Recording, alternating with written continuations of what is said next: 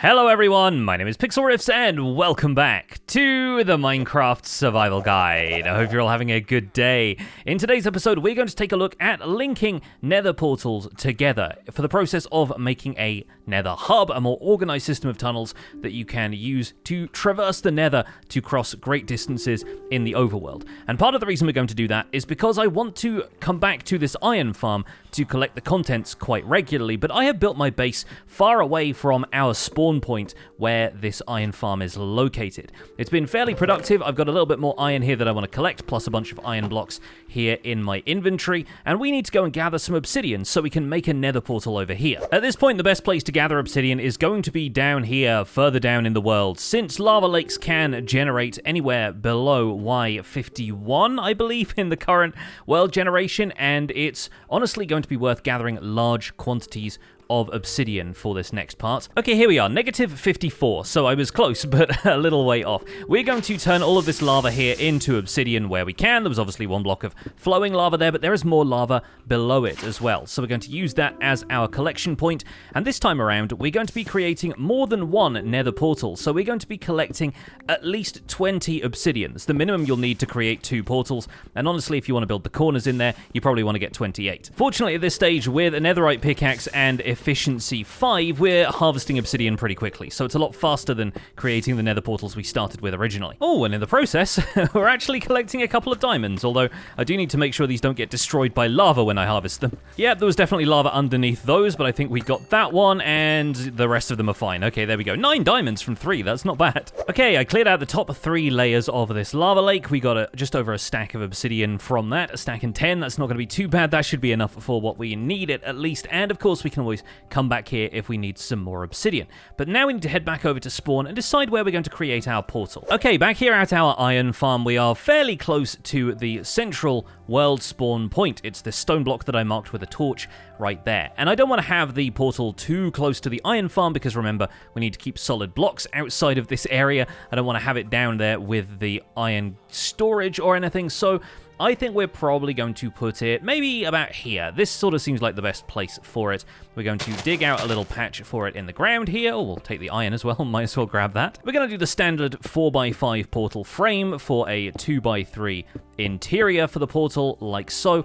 And we're going to light it. If I have a flint and steel around here, which I don't think I do, I've got enough iron that I can make one though. So there we go. We're going to light this portal. Then we are going to step into the portal, but not go through to the nether. Instead, I'm going to open up my coordinates. We're taking a look at the X, Y, and Z there. I'm going to take a screenshot of that so I can remember those numbers. So this portal is built at an X coordinate of -77 or 78, a Z coordinate of 16, and a Y value, the height, of 71. And now I'm going to head back to my base so that we can enter the nether through the portal over there and establish something fundamental about nether portals. If I was to enter the nether via this portal that we've already created here by my starter house, and then I searched the terrain of the nether for the portal that would take me through to that portal I just created at spawn, then I would not find one, because Minecraft does not create a portal on the nether side until you have stepped through the portal in the overworld. So right now, we don't actually have a nether side portal connected to that portal we just made by our iron farm. So instead, what we're going to do is create the location of that portal manually. But first, I need to check my coordinates here in the nether. We are at -43,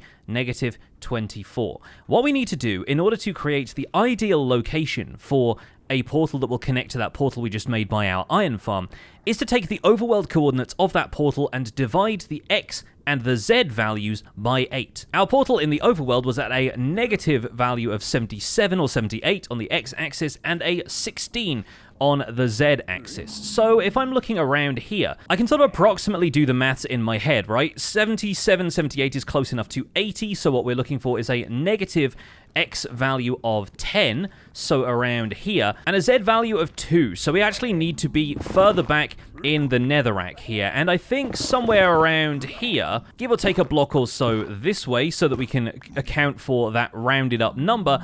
about here is the exact location where a portal would try to generate here in the Nether if we step through that one in the Overworld. The thing is, if we step through that one in the Overworld, the game would detect that this was a solid block of terrain, and instead of spawning the portal inside of a wall, it would look for the nearest valid location for it within a certain range. So what I'm expecting is that the portal from spawn by our iron farm would generate somewhere out here. But now we've dug a little tunnel into the netherrack here, we can actually dig out a space where we can build the nether side portal to get back to the overworld. And I'm going to do that right here, so that the coordinates while we're standing in this portal frame are -9 and a bit, and then +2. Notice that we haven't done anything about the Y value of our portal just yet, and we'll cover that in a second, but for now, if I light up this portal and step through it, we should find ourselves standing right by our iron farm in the overworld, and those two portals are now linked. I can step through to the nether from the iron farm and find myself at the exact portal that I set up here in the nether. And in the most basic sense, that is how you link two nether portals together. You simply divide the overworld coordinates by 8, or multiply the nether coordinates by 8, and the corresponding portal in the other dimension will link to the one that you've just created.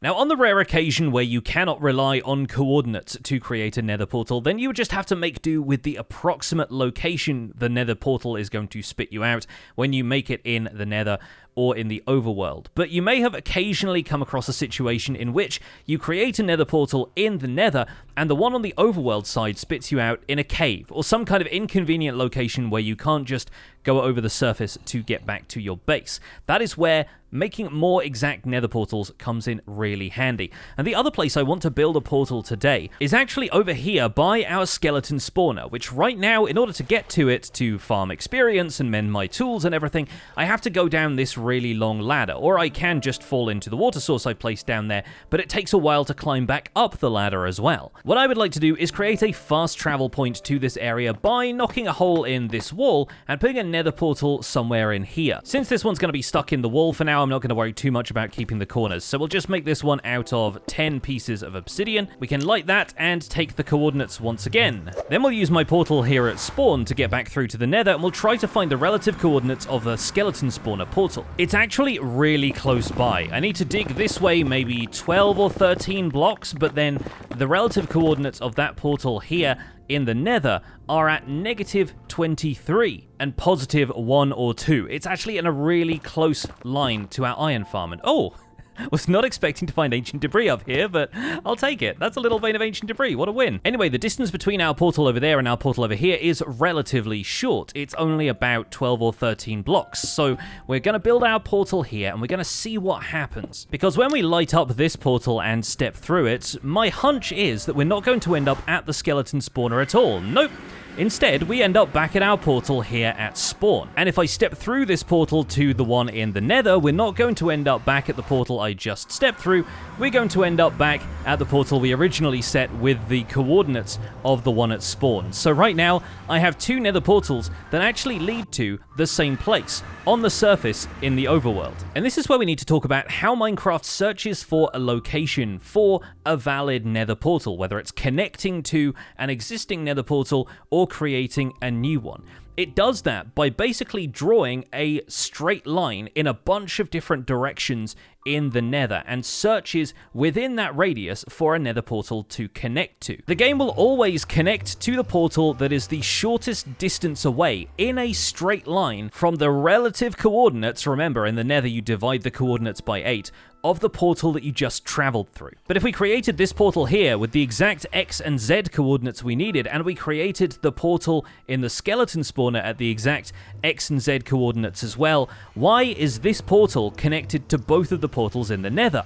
That all comes down to the Y value. If you remember, our portal down here at the skeleton spawner is created really low down in the world. It's at -51 in the world, so when it draws a line from the portal's coordinates in the nether to this one in the overworld in an attempt to find it, it's connecting to that portal over at spawn because it is closer on the y-axis to this portal. The fact that this portal is so low down in the world means that it isn't the first portal the game finds when trying to draw a straight line from those coordinates. In fact, if we build a nether portal at the exact coordinates of our portal down below, let's say we build it here, but we build it on the surface, so the y-axis value is closer to the portal that we built in the nether. Once we like this and walk through it, we'll find that we end up at the portal that was intended for our skeleton spawner here in the nether. And when we walk back through it from the nether side, we should find ourselves on the surface by the access ladder that we built to our skeleton spawner. So as we can see,